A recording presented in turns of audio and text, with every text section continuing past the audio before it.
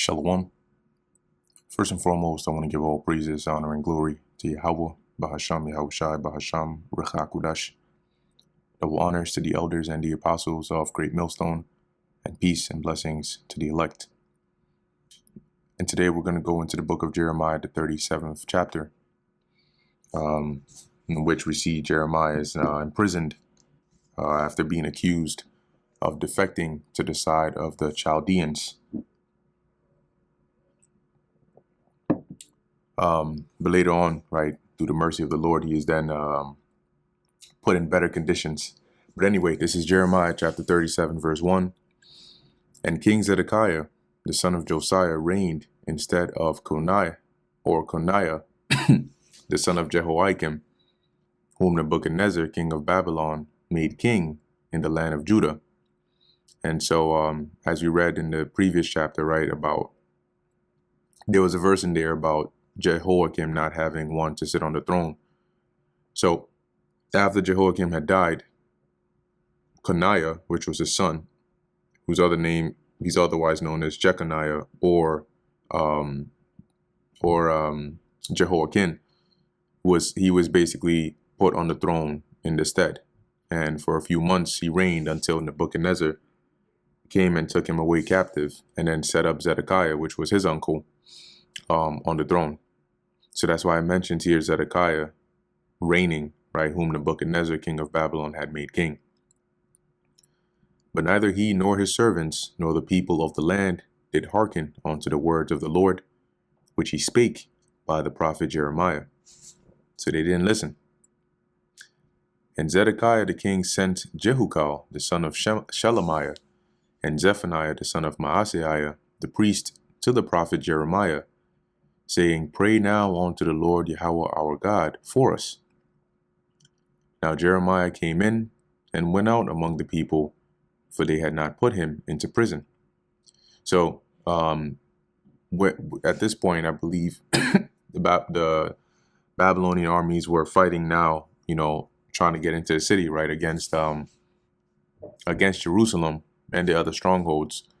But it is here that I forget which chapter it was in, maybe 2 or 3 chapters prior, where they had Zedekiah had made a covenant, right, him and the people, to free their servants who were Israelites, and peradventure the Lord could have mercy on them. Okay, and they were able to do that at that little reprieve that they got by the armies of Pharaoh, right, the Egyptians coming there to drive away the Babylonian armies from that siege. So the Babylonians the siege was already commenced, but when the Egyptians came there, basically the Babylonians ran off. And that's why in that chapter the Lord said the same Babylonians, he would cause them to come back, because Zedekiah and the people, the princes and so on, after making that covenant, they ended up breaking it, okay, and disobeying the Lord. So this is the account, all right, of when the actual Egyptian army came and drove away the Babylonians temporarily. So it's around the same time, right, that Zedekiah basically sends to Jeremiah to pray to the Lord for them, because having seen the situation they were in, they were daunted or haunted with the prophecy of Jeremiah about the Babylonians coming there, which now they were there.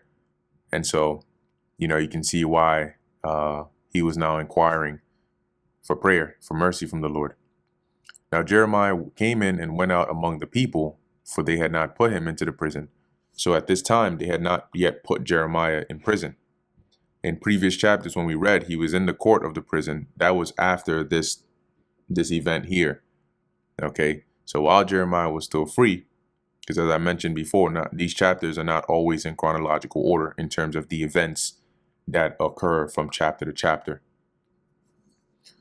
Verse 5, Then Pharaoh's army was come forth out of Egypt, and when the Chaldeans that besieged Jerusalem heard tidings of them, they departed from Jerusalem. See, so Pharaoh's army, pretty much came because they were allied with Judah, and so they came there to basically try and support them, and drove away the Babylonians or the Chaldeans temporarily. Then came the word of the Lord Yahweh unto Jeremiah, saying, Thus saith the Lord God of Israel, Thus shall ye say to the king of Judah, that have sent you unto me to inquire of me, i.e., Zedekiah.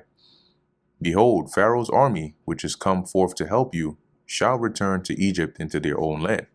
So yeah, they came to help you, but they're eventually going to go back home, right? And the Chaldeans shall come again and fight against the city and take it and burn it with fire. So you haven't escaped.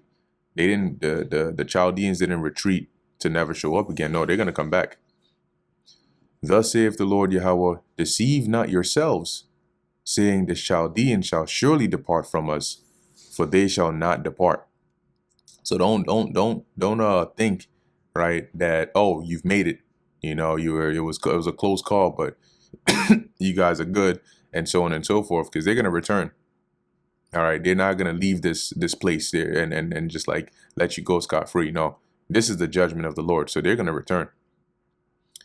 For though ye had smitten the whole army of the Chaldeans that fight against you, and there remain but wounded men among them, yet should they rise up every man in his tent and burn this city with fire. And when it says for though, it's saying like, even if you were able to defeat, you know, or injure and wound the army of the Chaldeans to where they were injured and so on and so forth, they would still manage to come back and set this place on fire. And that was to highlight the inevitability of the Lord's judgment against Jerusalem. And it came to pass that when the army of the Chaldeans was broken up from Jerusalem for fear of Pharaoh's army, so when they fled, then Jeremiah went forth out of Jerusalem to go into the land of Benjamin. So Jeremiah took it as an opportunity. You know what? Let me just go back to my hometown. Here, as it says, to separate himself thence in the midst of the people.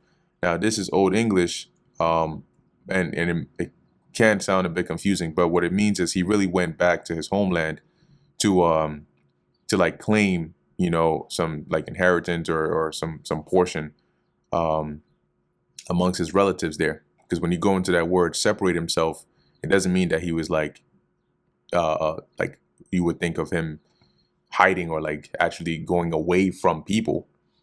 All right, but it says here to divide, plunder, allot, a portion, assign. All right, to distribute, to share, to receive a portion or part. Right. So when you looking at this in the NLT, right, it says, I'm putting it together, it says Jeremiah started to leave the city on his way to the territory of Benjamin to claim his share of the property among his relatives there. All right. So he took this opportunity to say, well, now that Jerusalem is not under siege, let me go over there to Benjamin and go do what I got to do. And when he was in the gate of Benjamin, a captain of the ward was there. So when he got there, he met a guard over there whose name was Irijah, the son of Shelemiah, the son of Hananiah. And he took Jeremiah the prophet, saying, thou fallest away to the Chaldeans. So he basically accused Jeremiah of defecting to the side of the Chaldeans. Then said Jeremiah, it is false. I fall not away to the Chaldeans. But he hearkened not to him. So Irijah took Jeremiah and brought him to the princes. So he basically bound him and brought him to the, nobility, right, the princes, and said, yo, this guy right here, man. Wherefore the princes were wroth with Jeremiah and smote him and put him in prison in the house of Jonathan the scribe. So they had basically turned this residence or place of Jonathan into a prison house. For they had, it says it, for they had made that the prison. When Jeremiah was entered into the dungeon and into the cabins, which are like the cells, and this kind of prison was harsher than that of like the court of the prison in the palace, where you can say it was like a holding place for political prisoners. So it was harsh, and it was some harsh conditions here. It says, and Jeremiah had remained there many days. Then Zedekiah the king sent and took him out. And we don't know how long these days were, right? Could have been weeks, could have been, who knows? But at some point, Zedekiah calls for Jeremiah, right? And the king asked him secretly in his house. So he basically called Jeremiah out of the prison, brought him to the palace, and then, secretly asked him, right, and said, "Is there any word from the Lord Yahweh?" Because remember, going up some verses, he inquired, he asked Jeremiah to pray for them. So he's trying to hear if there was anything that he heard back. And Jeremiah said, "There is. For said he," so the Lord said, "Thou shalt be delivered into the hand of the king of Babylon." Of all things, Zedekiah was looking to hear, that was the last one. Moreover, Jeremiah said unto Zedekiah, "What have I offended against thee?" So after he said that, then he continued to say, what's my offense? What transgression have I committed against thee and thy servants, or against this people, that ye have put me in prison? Where are now your prophets which prophesied unto you, saying, the king of Babylon shall not come against you nor against this land? Yeah, so what happened to all those prophets that you were listening to who told you that Nebuchadnezzar wouldn't come here, right? He told you guys are going to be all right. The captivity would return in 2 years. What happened to them? Now that you see the Babylonians over here, now you're afraid? Therefore, hear now, I pray thee, O my lord the king. Let my supplication, I pray thee, be accepted before thee, that thou cause me not to return to the house of Jonathan the scribe, lest I die there. So you can imagine how harsh the conditions were, to where Jeremiah pretty much had to plead so that he wouldn't be sent back to that kind of prison over there.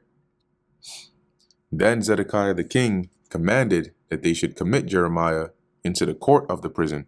So they basically transferred him to a better one, otherwise known as the court of the prison, where that's where he would be able to actually have visitors, and be fed and have a bit more, to a degree, right, limited freedom. And that they should give him daily a piece of bread out of the baker's street. So it is from here, the court of the prison, that, some of the other chapters we read, Jeremiah was. Hence, when he purchased, it's actually spiritual, right? When his cousin, I believe it was Hanamiel, came there and said, "Yo, buy this land of me," right? And he basically purchased it, but he had to give the receipts and everything to Baruch, because he himself couldn't go. And like we're reading here, he was on his way there, but then he got arrested. And even having Baruch go and read that was actually a different time. But, there, as we're reading in those chapters, whenever it mentions he was in the court of the prison, now you see how he ended up there. It says, "And that they should give him daily a piece of bread out of the baker's street, until all the bread in the city were spent." So long as they still had provisions, they had to give Jeremiah his daily bread, so to speak. Thus Jeremiah remained in the court of the prison. All right. And that brings us to the end of Jeremiah, the 37th chapter. Lord willing, that was edifying to the elect.